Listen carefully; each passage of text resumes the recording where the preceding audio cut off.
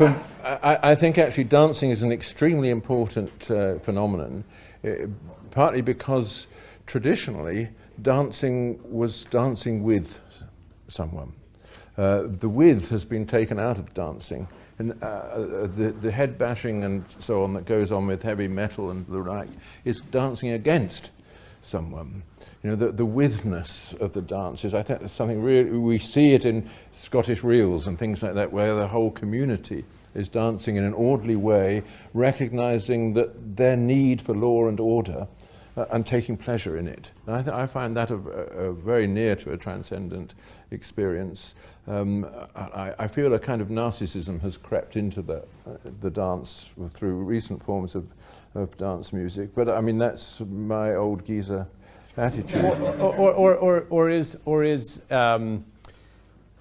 Or is it simply to say that that the principle itself is sovereign? If one thinks about the logic, for example, of Dante's Inferno,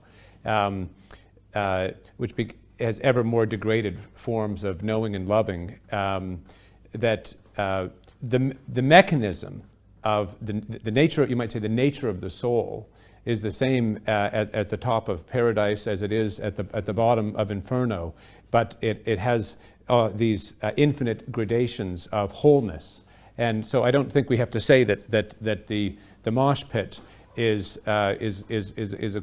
equivalent as a work of art to Beethoven or Palestrina or Janacek, but rather that perhaps what's going on in that is nonetheless a longing for the pattern and the recognition of the other that you say. But your original question was how do we coax people back into that into a life which is based on the recognition of the other rather than the gratification of the self, because that's essentially what we're talking about, I think, with today at least. And I would say teaching people how to help others. The role of the teacher is a very dignified one, but it is only so if the teacher actually thinks that he is helping the pupil to a body of knowledge that he has access to.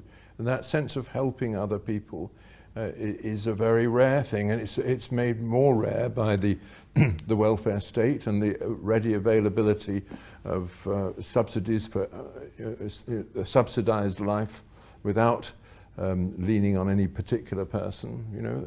And I think relations of dependence are actually very positive if they're accepted on both sides, you know. And I think it's something that we don't teach. The Boy Scouts movement and all that, they used to teach young people these things, teach people how to go out and help those who needed them, and how to make those little day-to-day sacrifices, and eventually, through the process of imitation and imagination, a character grows based on that. And I feel that there isn't any obstacle to this. It's a very simple form of education. All of us can do it, and all of us who have children do it. I'm sure Jordan does it with his children the same as I with mine. Of course, you know, you're always disappointed. They always go away into their corner with their wretched little iPhones and so on. But nevertheless, some of it rubs off, and you know that in the long run they will be capable not just of finding love, but also of offering forgiveness and working for reconciliation. I don't think in the sort of narcissistic culture which is propagated by the media and by the universities that they're being pointed in that direction. That is true. But then it's up to us to point them in another direction.